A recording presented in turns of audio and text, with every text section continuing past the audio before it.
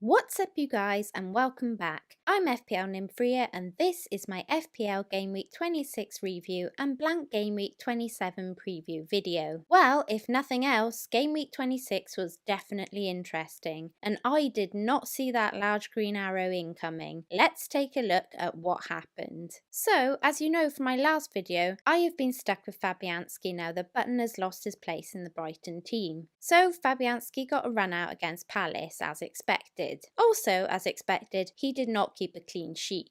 He did, however, make 4 saves from inside the box, meaning he got 2 points for his minutes played and 1 point for his 4 saves, adding to a total of 3 points to my team. My defence was a mixed bag again, with Wan-Bissaka only managing 1 point. I know that I played both Fabianski and Obi-Wan against each other this week. I guess I was hoping that one of them might keep a clean sheet. Unfortunately, the 1-1 didn't help either of those teams nor my fantasy Premier League team. Moving on to Robson, and it looks like you might have heard my cries from my last video asking him to channel his inner Doherty. He definitely listened and got a clean sheet and an assist along with his minutes played and bonus point for a total of 9 points. He would have been on for 10 or more points however, but he got a yellow card, no doubt denting his bonus points in the process. However, I am happy to have a bit of the old Robertson back.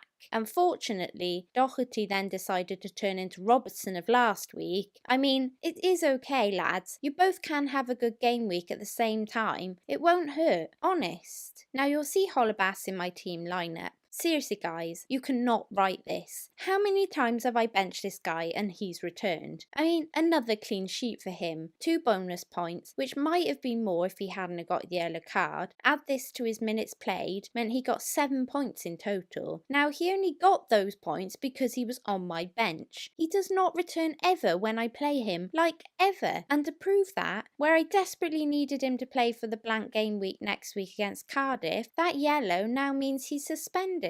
However, I guess if I'm going to keep Holebas going forward, I will need to leave him first on my bench, so that like this game week, if someone is missing, I might stand a chance of a decent return from him off of my bench. There's also another pattern developing here with me, so from previous videos you will know that a fair few times something strange has happened when a player I have in my starting 11 misses out or is benched in the early kickoff. If I start someone and he has an early Saturday kickoff, but his manager has benched him or left him out of the team, I have had a 60 plus points haul that game week every single time. I mean, how nuts is that? I start the game week in utter despair and yet they end up being some of my better game weeks. It's incredibly odd. Anyway, moving into midfield, an area I'm a little happier to talk about this week. It was such a shambles last week that to be honest any kind of return would have been an improvement. However, all but one of my midfielders did well this game week and I'm very grateful. Let's start with Pogba. He's been excellent for me with 2 goals, 73 minutes played, a clean sheet and 3 bonus points. He's been a serious contributor to my points again with 16 points all to himself. Sat next to him is Momo, also on 16 points. That is because he was my captain pick this game week. I didn't even consider anyone else. I was set as you guys know from my last video, and with his haul against Bournemouth last time out, I just couldn't not captain him. However, he only got the 1 goal this time out and there were better options in my team. Yet weirdly, I don't regret it. I was never going to do anything else, and with 3 shots off target, 3 shots on target, a shot blocked and hitting the woodwork, to be honest, he was unlucky not to get a little more than his 8 points. Let's just gloss over Richarlison. Oh, what an absolute farce that guy has been. I expect him to fully troll me once I sell him, but given his returns the past 3 game weeks, he hasn't done anything to make me feel like he's been worth keeping. But let's not dwell on him, on to happier things, and although we had to wait until Poch time to get it, the sun did finally come out. I switched Sané to Son this game week. As I've told you before, I am not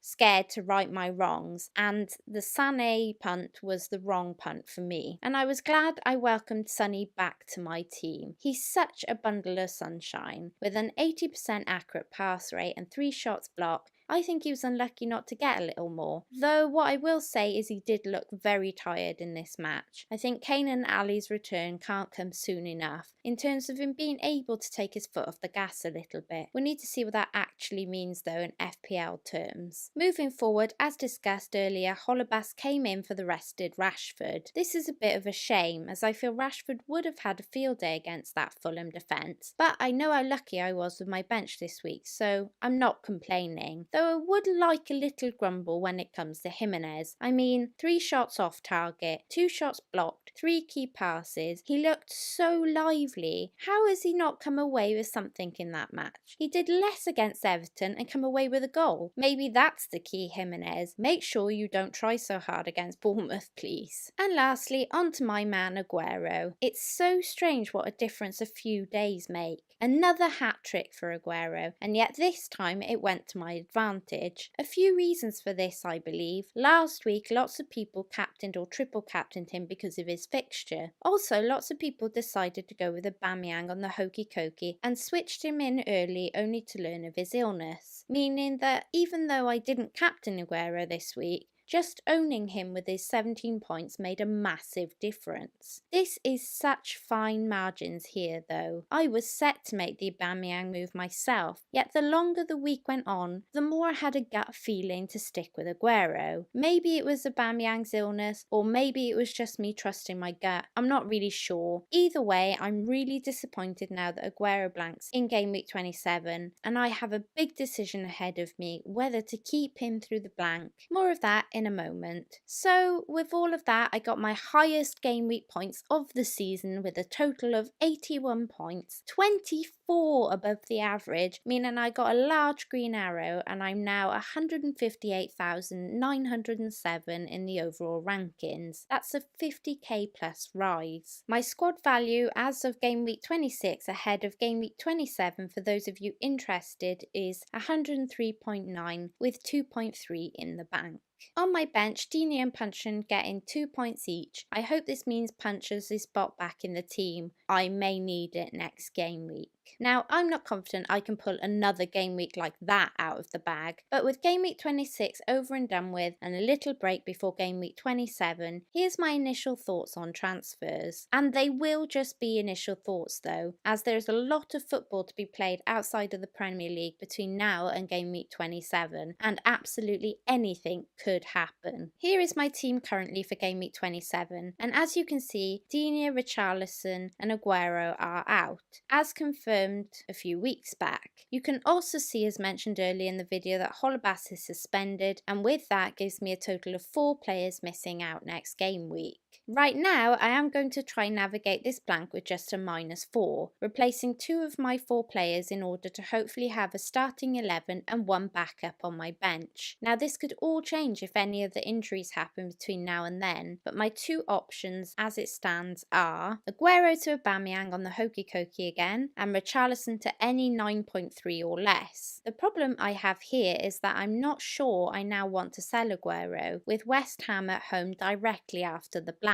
Also, there doesn't seem to be any real options in the 9 mil mark. I can't get to Mane with this -4 move. I would have to look at a cheaper option in Anderson or Almiron, both having nice fixtures for a few game weeks, barring West Ham's clash with City in 28, of course. My second option is to bench Aguero and transfer Richarlison and Digne for Mane and a 4.5, 4.6 defender, like a Newcastle one. Now, I think I slightly prefer this option, though Mane against United is a worry. Liverpool do face Watford at home straight after. In fact, they have a run of nice games until 32, so actually having Mane there could work out okay depending on other competitions. He wouldn't have to be rushed out of the Premier League fixtures alone anyway, and this is also true in Newcastle's fixtures, meaning this transfer gives me more wiggle room on the transfer front, whereas the first will leave me wanting to get Aguero back. And with Kane returning soon in the wings, the more I can try to limit the transfers I need to make within my power, the better. As always, let me know what you guys think in the comments below. But here's how my possible options look on screen, and given my other players, the teams and some players I'm considering investing in based on the blank and future fixtures are Newcastle, Leicester and maybe a Liverpool triple up. Captaincy will depend very much on my transfers. With the Aguero to Aubameyang option 1 transfer, he could be an obvious choice. Otherwise, with no Aubameyang, I am considering a punt on Sonny. And that's it, you guys. I'll let you guys know what I've decided via my usual social media channels, and you can catch how I got on in my next video. As always, feel free to check out my sponsors fantasyfootballfix.com, and please support me by liking and subscribing. Until next time, Nymphria out.